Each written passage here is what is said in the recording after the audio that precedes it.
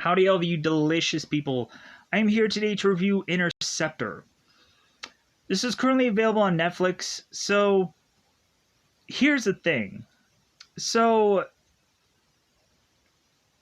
to really go on in this movie and say that if there ever is to be a nuclear weapon fired, that there's only two different spots that would, like, go on and defend us is a little like scary to go on and just like, man, we're relying on two whole places to save us.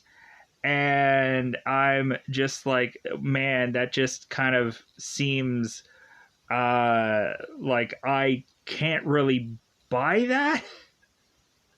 Like, we have Fort Greely, Alaska, and then we have the SBX-1 that, of course, can't even have like a legitimate name. It's just like XBX-1, whatever this is. So I like J.J. Collins in this movie. This character, like, I like how she's selling the action moments. And this kind of reminds me of like Steven Seagal's Under Siege, or it kind of just reminds me of like the JCVD movies, the Jean-Claude Van Damme movies that ended up happening later in his career, or eventually like we had like smaller sets and interesting stories that had to be forced to come out of that because there wasn't much anything else to do besides kick people to death. So I would have to go on and say, like, instead of having one clear consensus about this movie, I feel very mixed because of like that scandalous backstory that we have for this character, and plus then we turn around and have her consistently been shown off as a girl who is to somehow through the internet have a like a side chest picture kind of showing off where she's much more scantily clad, and like these guys are throwing this picture in her face consistently, like body shaming her for like the one point that he found some Google picture of her just showing off a little bit. So we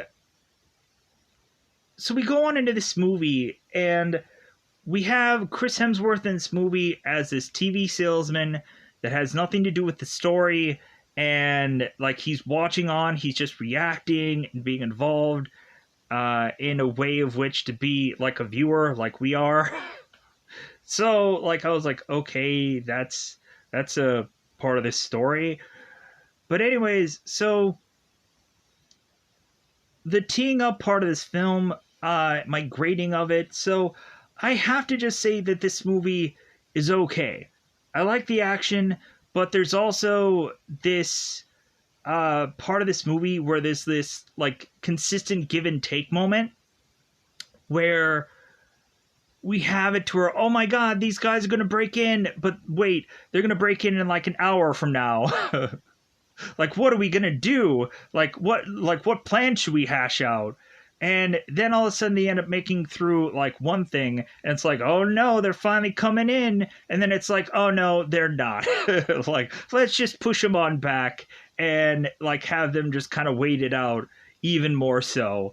And so there seems to be these kind of chess moves that keep happening where it's like, oh, so like now that you guys have just kind of been stuck in this room, well, I'm going to go on and find this laptop and hit these buttons and eventually have to have you guys go on and do forcibly something, and then they have to counterbalance with, oh, well, I can go on and I can find another laptop somewhere within this room, and I can go on and I can remote click buttons too, and oh, like, but then we also have to fight to the death. So there's so many like chess piece moving parts of this movie where it's like back and forthing, and I'm just like, you know what? And it has a very roll your eyes kind of ending of a film, and I'm just like, you know what? The dark hard backstory and like the backing and forth thing, and like it just leaves me with just saying that this is an okay movie, but like man, just there's some things where you're just going on of like, oh well, like they have to go on and do this, they have to go on and do that, and like to just kind of delay cool action moments or delay this and that, um, or just kind of prolong things, because like we have to have a girl who is to have these kind of false finish kind of moments where she's like, oh no, I'm just gonna put this stuff out and I'm just gonna and I'm like, oh, this movie. But it's okay at the end of the day. It's just an okay, like, generic action film that is to also give us something that we're just like, all right. So, with that said, I just feel like this is okay. Teeing it up, what is this about? So, we have a movie where we have two of these, like, counter missile defense system things for whenever there is nuclear war. We find out that I guess Fort Greenlee and SBX1 are to be two locations that are to counter missile whenever a nuclear warhead is to be shot from somewhere. And so we go on and we have these missiles that are all coming for America. And I'm like, but where are the missiles coming from? Like, is America just shooting off their own missiles? Why wouldn't we go on and have it where, like we have in like Olympus Has Fallen, where why can't we just go on and just like self-destruct all of the nuclear weapons? That would solve a bunch of stuff. Like, this is just kind of coming off as being like the Matthew Broderick movie War Games, where it's like, hey, like these missiles are coming and we need to have a counter strike to that. So yeah, like so with that said, that's what the movie mostly entails, but we have it to where within this one SBX1, we have JJ Collins who is defending this area pretty much by herself, because all the military guys are dead or really just knocked out or eventually going to get killed at some point, leaving her by herself, where she's the only one that in with seconds of time, like any cliche of any timed out film, has to go on and just kind of hit things at a specific timer and eventually try to figure out how to counteract the villain side of this story through eventually going on and just saving the day. But anyways, so yeah, let's go on and let's just go into spoilers about this movie. I've kind of really just, it's a pretty basic film, but at the end of the day, it kind of gives me those old-fashioned action movie 80 vibes for whatever reason. So with that said, let's go into that double five time territory, because it's about that time to just go into spoilers about this film. Let's go into spoiler time. Spoiler time. It's about that time again to do spoil this movie. So I think I want to just go on and get to the backstory of JJ Collins right out of the gate, because the backstory of this will eventually make people go like, oh, okay, I'm okay with this kind of movie. Or there might be others that are going on and saying, really, like that's the backstory of this character? No. So we have JJ Collins that is to have this scandalous backstory. So it seems that JJ Collins is to have a prior general that she is to at first have the general wanting to eventually like do things for her and want to help her, but then come to find out he is also to grab her backside. And it seems that this general is to want to take advantage of Captain JJ Collins. And so JJ Collins, I'm assuming, is to go on and turn this general in. And that all of a sudden has a number of other military people of sorts that are to go on and frown upon the fact that this girl was to turn this general in, even though it was the right thing to do. We have a number of military men that are all calling this woman a rat or a hoe or whatever kind of in general name that you would usually call a woman, uh, even though really like she was not trying to get advances on this general. It was the opposite. But we just have to shame this woman for just being involved in this scenario that it wasn't even her fault. So, to the point to where J.J. Collins was to go home one night to have her place just destroyed and disheveled and spray painted with all these hateful things upon it. And so she was to douse herself in this shower. And we have her father who is to retrieve her from out of this tub and is to try to revive her and is to tell her it's like, hey, like just continue on into the fight, honey, like just or JJ, because eventually we also have JJ that's kind of telling like through one character who's called Beaver, it's like, don't call me honey or darling or sweetie or whatever. And so we kind of get that kind of moment where eventually, if this guy is to go on and say any number of those nicknames, that that JJ is to go on and kill this man. So, because really, it's like it's a professional environment. But either way, so we go on and we have JJ that is to be transferred to this SBX1 facility. And so we have, of course, JJ, who is to be met by this other general who is manning this place and having her meet with Captain John Welsh, which he won't have much time to marinate in this film. So we go on and we have JJ who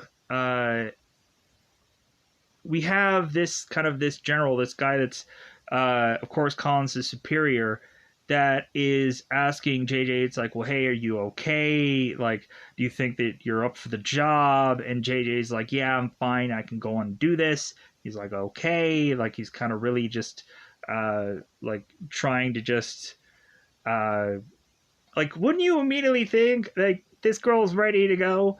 Like, if not, then you shouldn't have, like, had her transferred here. You should have just been like, well, I'm sorry, but, like, no. Like, if you weren't confident in this woman, especially if you were to hear her backstory. But so, JJ is to get escorted to her room via another woman who is to go on and tell JJ, it's like, well, like, you know, like these, like the, like we all heard about what had happened to you, and like it happens to all of us. And I'm like, man, like, you're really setting up the military to not really look good in this film. You're really just not setting like a good, like, man, this happens to people. And I'm like, how about we know? How about we no. How about we not have that happen in any movie ever? Uh, like, I think there is the one like John Travolta movie that is to be like the general's daughter and whatever, and like that's a kind of scandalous movie also, but still, like, I don't know why we have to have these kind of stories, and but like I guess like there has to be something to really have us root for JJ, and that is to give us that, just like, heck yeah, I want this girl to like beat everybody up and take everybody down and of course win, because I like to root for the hero in any action film. So we go on and we have JJ, who is eventually going into the place where they have all the bells and whistles, and we have a guy named Beaver, and we have a guy named Rahal Shah, who eventually is manning all the buttons and all the clicker thingies for all the counter missile things to try to take them down if there's ever a missile thing happening. And so we also, in the very beginning of this movie, have Fort Greenlee, that is to be in Alaska, that is to be quickly taken down and everybody is to be killed. And we weirdly have it somehow where these guys are, I guess, on a radio that they can't get out to anybody. And so, for some reason or another, like the SBX1 is to only hear what happened to Fort Greenlee because Twitter exists. And I'm like, that seems like the goofiest thing. And I'm just like, man, like the military is relying on tweets. What kind of garbage is this? Like we have to rely on like hey guys, like I'm sending a tweet, Fort Greenlee taken down, sad face. Poop emoji. Like, what kind of world do we come to? So we have it to where these guys, like, the only seemingly defense that they have coming to them after Fort Greenlee is to be taken down is JJ, and that's it. And we don't realize how amazing and just great that JJ is to be the only defense within this base, because every other military guy is going to get within this base quickly wiped out. Even the people that should have been manning the outside of this base. Oh no, like there is like diddly worth of anybody outside the base just kind of manning and holding watch, because there should be. Like go on and have like a like watch like any like submarine movie, or just like normally in a submarine movie there's usually like one guy on the outside at some points like manning watches and stuff like that. And so yeah, like that happens at points when people are to be manning watches, but it really feels like they come to a SBX1 that is just kind of having nobody like on the outside of it seems. But I don't know, I should probably go back and just kind of see how many people were to have possibly gone on and been the outside of this whole rig. But anyways, it is what it is. So we have it to where they start to realize that there's a number of janitors that are all lined up by this like command center. And so all of a sudden we have JJ that's thinking, it's like, well, hey, like if someone was to go on and try to take out that facility, what's not to say that they're going to go on and take out this one also? And then all of a sudden the janitors start whipping out their guns and their weapons and their welding things to try to go on and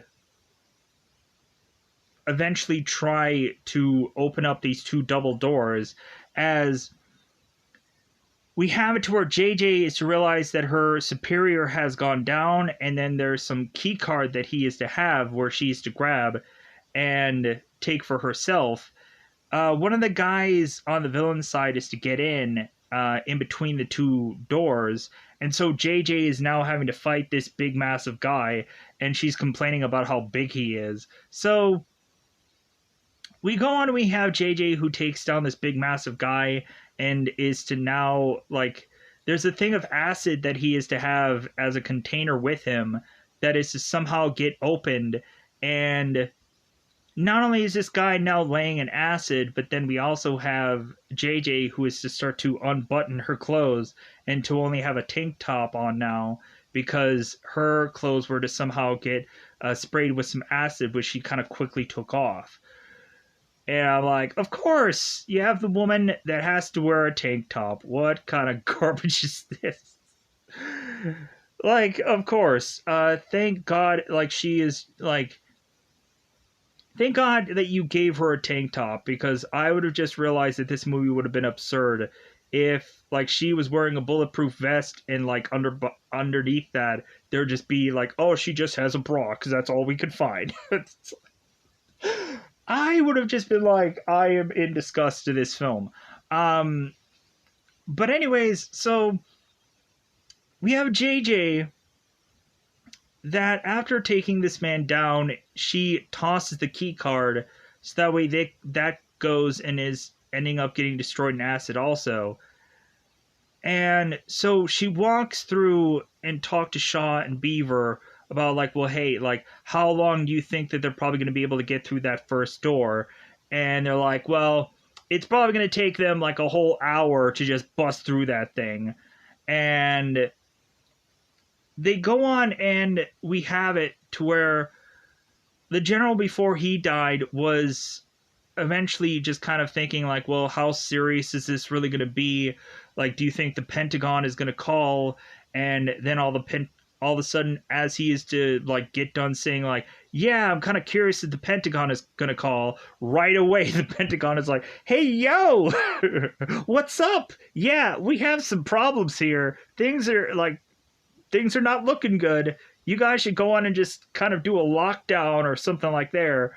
Like we're like gonna have to wait till later and call you again to eventually really just send out some like military support, because it's gonna take like an hour and a half to get all of our military guys out to you.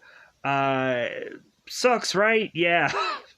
So we go on, and so JJ Collins is eventually getting on a live feed with the actual Pentagon. Like we're seeing them like on a TV screen, and we have the female president there. We have this general, this 4-star general or whoever superior is to really just be here going on and saying, I think it's General Dyson.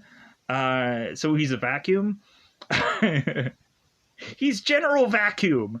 So he's just sucking up all the good part of this film.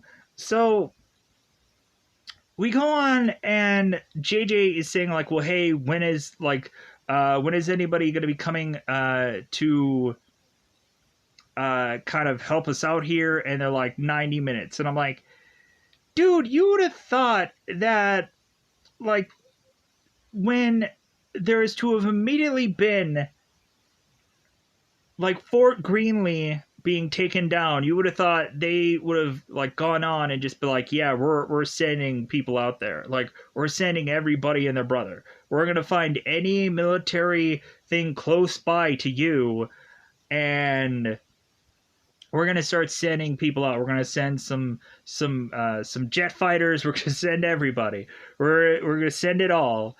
But anyways, that seems very like outlandish that they would have jet fighters for whatever goofy reason. But still, you would also think for a nuclear weapon possibly being launched, like when you look at war games, you would probably have like a bunch of like jet pilots being sent to try to counter all these nuclear weapons. Like you would have thought that they would probably shoot them out of the sky or something like that, just not relying on an actual like base that has to hit a switch to counter these. Like they could have gone into a number of scenarios just realizing like, hey, scramble the jets, because we don't know if these guys are going to take down these nukes in time. But it is what it is with this story. So, because we're having to shoot all these nukes out of the sky anyways, and in my brain I'm like, could you think of just all the radiation that all of those nukes exploding in the sky, like all the radiation that would have just gone on and probably been like a massive like shockwave to Earth.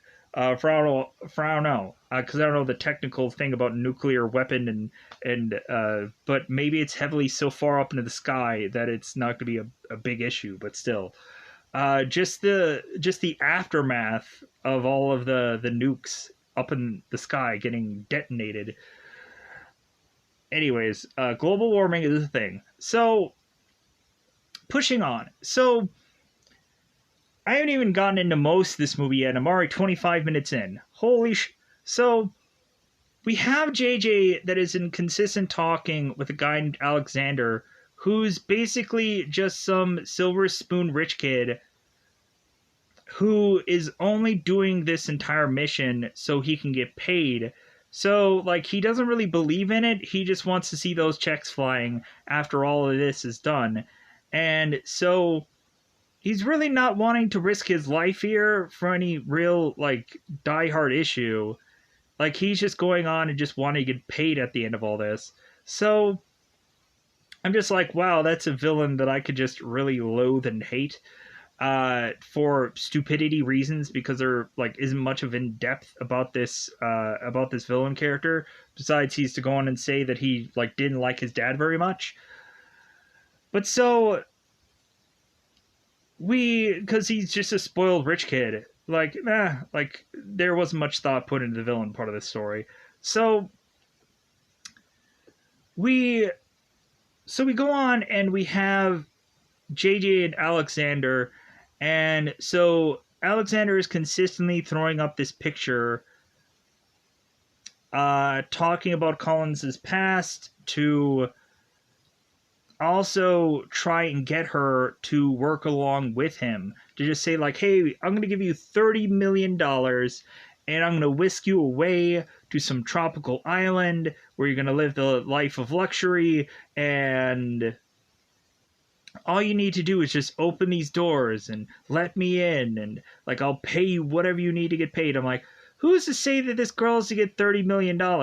Like, immediately when this guy could go into this room, he could just be kapow and shoot this woman.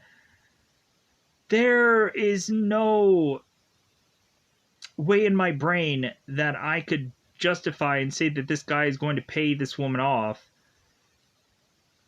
after he is to have gone on and consistently like heckled her with these pictures of her scantily clad at some point, and is to go on and reflect about her past. But so we also have it to where JJ is at some point finding out that Alexander is to also know exactly where JJ's father is in some retirement home for a bunch of like military veterans, and he knows what room he's in, like he knows exactly where he is. And so JJ is going on and saying, like, well, wait a minute, like I was just transferred here at the last minute, and how is it that you knew like where I was transferred, because you're just a freaking janitor? And Alexander is saying, like, well, like this whole planning was like 12 years in the making, and like I knew that you were going to be transferred here 3 days ago. And here's the thing that throws a wrench into the fact that they knew that this girl was to be here 3 days ago. But then we have it to where JJ is telling Alexander, it's like, well, hey, you didn't plan for me. Like, you didn't get prepared for me. And so, like, JJ is saying that she's, like, the X factor and the throwing wrench of all of this. But then Alexander is saying, like, oh, no, we've known for 3 days that you were going to be here. And so we just have to just chalk it up to the villains just having, like, really just crap poor planning for this whole event to just really go on and say the reason why that they were not going to be successful here is because they didn't plan for every outcome, and that really, even though they had plans or they had time to prepare, yeah, they didn't plan well enough. They didn't plan to the point of like a Steven Seagal kind of character that can like one-handedly just take down everybody. Because at some point we finally have Beaver, who is to be revealed as a inside man, who is going to hit this button and let Alexander in. And so we have this moment where now, like, Beaver and all these people are just to have all these dialogues where Beaver is ridiculing JJ Collins, and Collins is saying, like, hey, don't call me darling or sweetie or hun or sweetie pie or 30 different other names that she can go on to rattle off here, because she has nothing better to do with her life. And then it's like, don't call me darling. And then she, like, headbutts him and takes him out. And so Shaw, who is just now being zip tied, and he eventually ends up getting like knocked out himself. I'm just like, okay, so like we have the one guy that is just left alive here, that is just this this very like lifeless guy that is to have this one hero moment, but like what does that matter in this movie? But anyways, so we have it to where JJ Collins, like, Alexander is to go and hit all these buttons to have this one rocket go off, or this one nuke go off, and is possibly going to hit any number of cities. Like, hey, which one can you guess? Could it be California? Could it be this one? Could it be that one? So all of a sudden, JJ Collins is to realize that she is to have this thing to cut her zip ties, and then she goes on and starts battling all these guys to push her all back. But that just leaves one woman, who I believe is Holly, maybe not. We have this one girl who is just kind of left in this room, who has to go on and fight against JJ. And this is a woman that is like obviously stretching out this fight. Because Alexander is now inside the one door with Beaver, that they no longer have the tools to be able to weld their way into this door for some goofy reason. And so we now have JJ that is fighting this woman, and she goes on and she's putting like sealer in this girl's mouth, where she just kind of spits it out. And then we have JJ that's going on and trying to like knock this girl down, and then eventually like JJ just gets so like irritated with this girl. It's like, can't you just die? And so she shoots her, and then she goes flying through this hole in the ground that eventually was to have one of the mercenary guys make his way by just kind of climbing onto these rungs into this secret door that is from underneath this place for him to pop out and start fighting JJ Collins, which of course JJ Collins easily wipes this guy out. But more and more they start to run out of bullets in this room, and they have to find these like secret guns. Like one of them is in this deer trophy, and then at some points we have JJ Collins who uses this deer trophy to stab into people and try to kill them off. So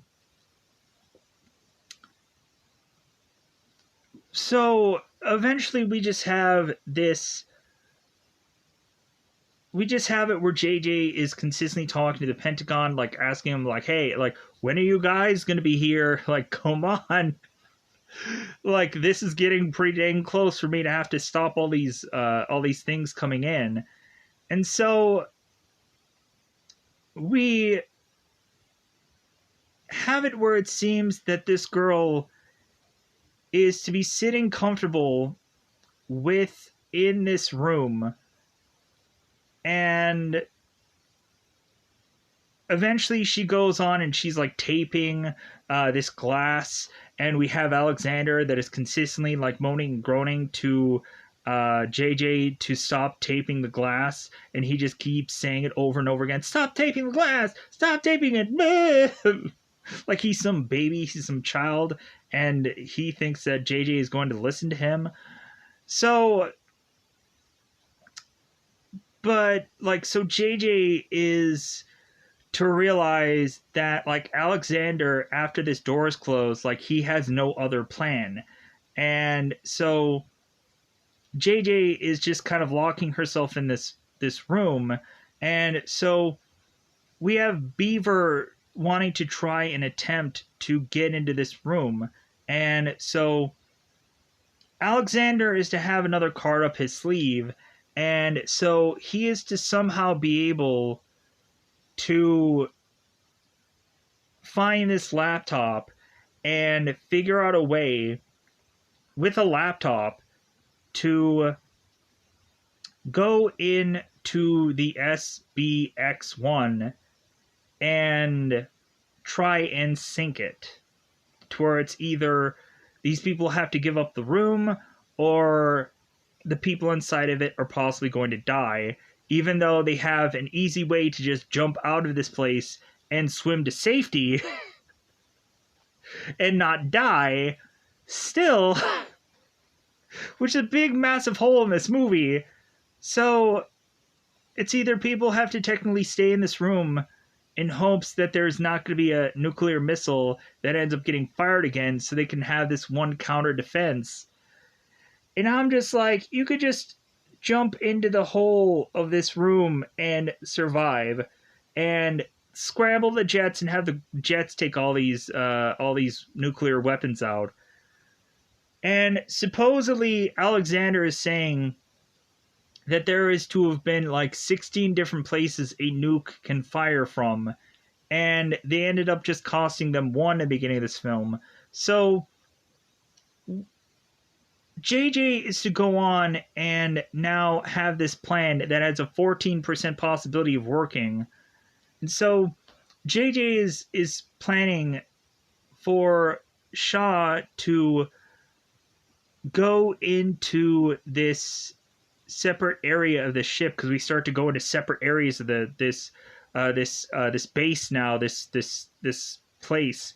And so Shaw is to have to jump into this big thing of water to then go on and try to find the separate compartment that is to delay this place from sinking.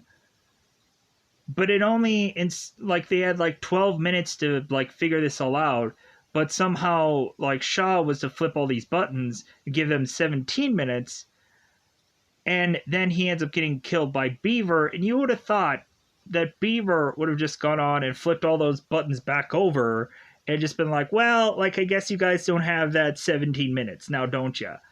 So we go on into this film, and so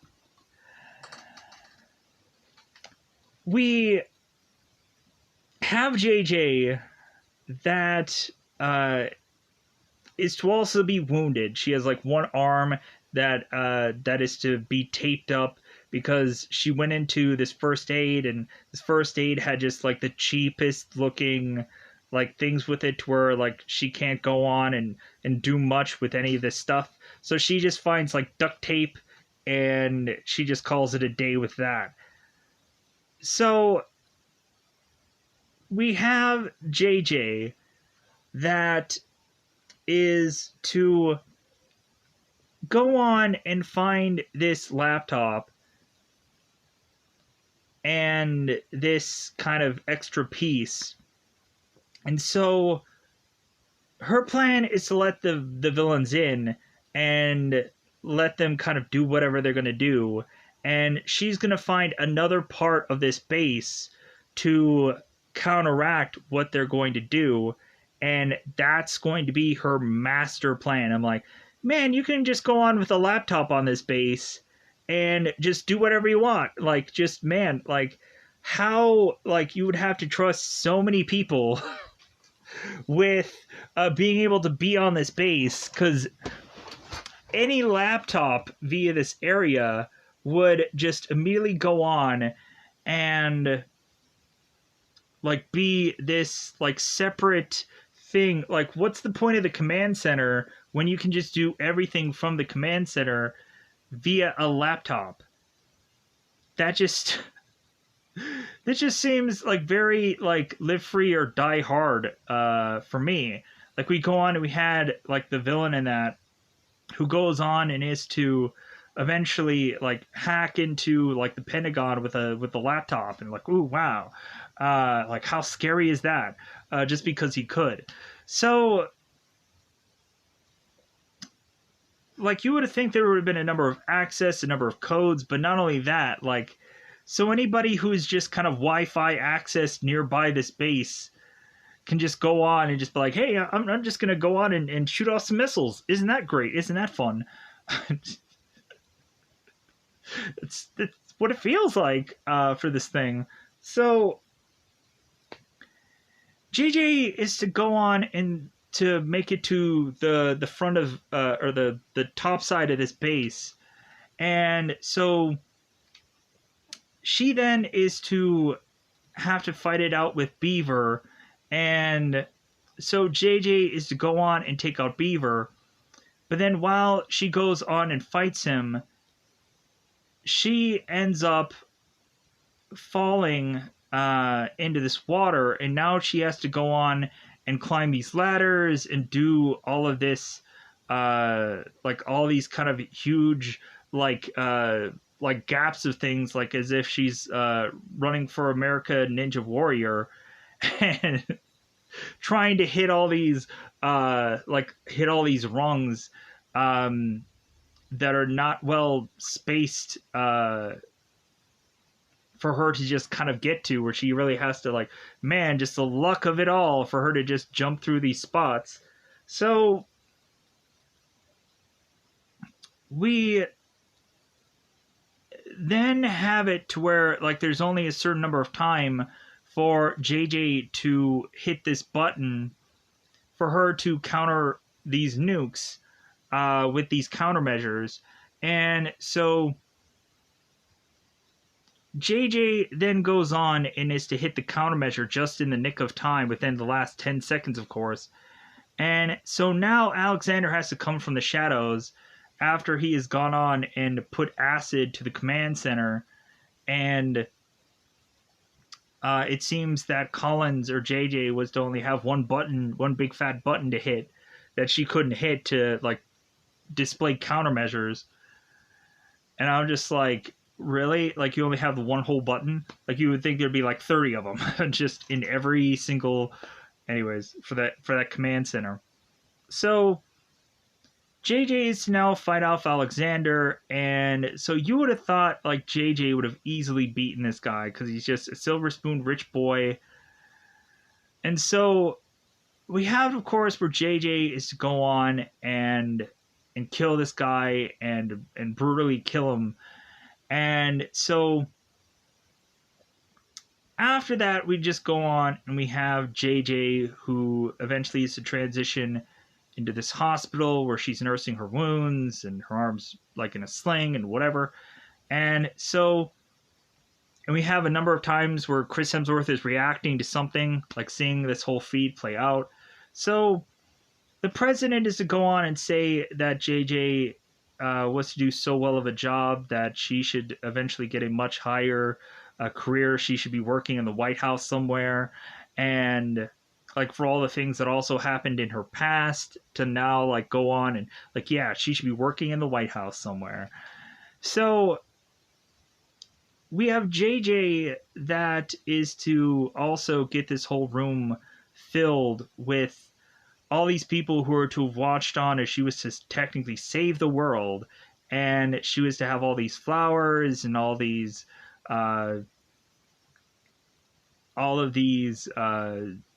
like gift cards and all these things thanking her. We also had a moment where JJ's father's life was on the line, and that Alexander had found out exactly where JJ's father was and was torturing him. And Alexander is telling JJ like, hey, don't do this, like, no, come on. And Alexander is going on and wanting like her father dead. So it's like, wait a minute, instead of torturing this guy, now you're gonna go on and just kill him.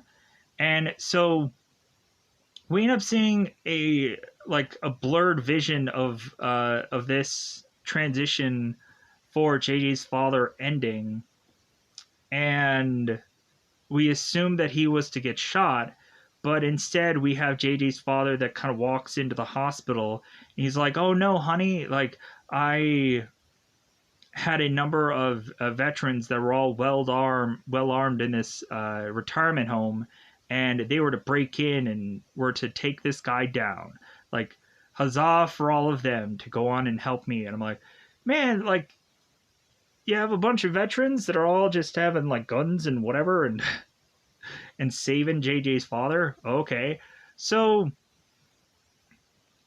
so JJ's father is alive by the end of this, and so yeah, so JJ has this kind of happy ending where anybody that you were to think on her side was actually be dead, besides Shaw, was to eventually not be dead. We also had JJ's father that had somehow miraculously found this turtle from that ship, and so